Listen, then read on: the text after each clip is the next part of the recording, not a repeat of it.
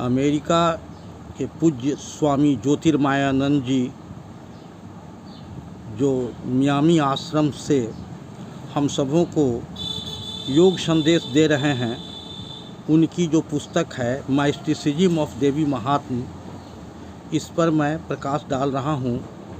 और यह नवरात्र का समय है, तो प्रथमतः मैं स्वामी जी के चरणों में अपनी प्रणाम अर्पित करता हूँ कि ताकि उनकी वाणी को जहाँ तक हो सके इस पूरे विश्व में फैलाया जाए, जिससे कि जीव का कल्याण हो। आप पूछेंगे कि इस लिटरेचर से या इससे लोगों को क्या लाभ होगा। स्पष्ट रूप में आप ये जानें कि मनुष्य के अंदर दो प्रवृत्तियां हैं, एक पशु प्रवृत्ति और दूसरी है देव प्रवृत्ति। तो हम तो पशु के रूप में जन्म लेते ही हैं, लेकिन ये जो संस्कार है देव प्रवृत्ति का, हमको ग्रहण करना पड़ता है। तो इसको कैसे ग्रहण करें, ये स्वामी जी के पुस्तकों का स्वाध्याय करने से हमें इस पर मार्गदर्शन मिलेगा और जिससे हम अपने व्यक्तित्व का आध्यात्मिक विकास कर सकते हैं। देखिए, मेहनत करने से तो दिमाग तेज होता है, परंतु अध्यात्म का पालन करने से हृदय शुद्ध होता है। और जीवन में सफलता के लिए हेड एंड हार्ट अर्थात दिल और दिमाग दोनों का संतुलन चाहिए।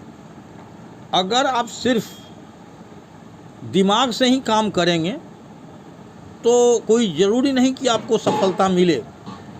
आप में भावनात्मक क्षमता भी चाहिए ताकि आप सही दिशा में कार्य कर सकें।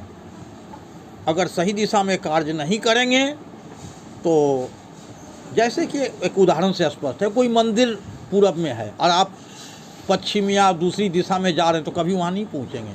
लेकिन अगर उस दिशा में चल रहे हैं तो आज न कल आप ज़रूर पहुँचेंगे।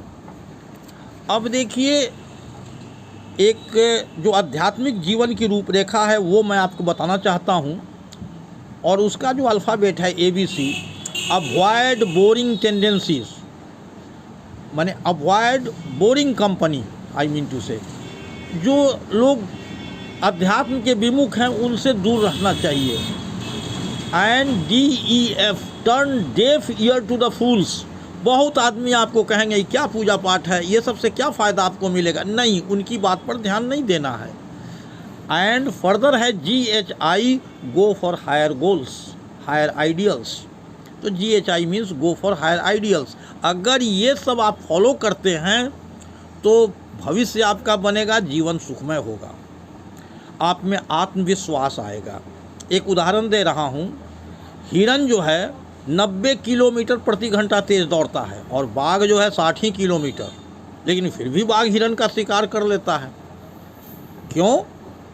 क्योंकि हिरन में आत्मविश्वास की कमी होती है, भय रहता है, वो बार बार पीछे मुड़ के देखता है, इतने में बाघ उसको कवर कर लेता है। तो ये फियर एलिमेंट जो है आपका समाप्त होगा अध्यात्म से।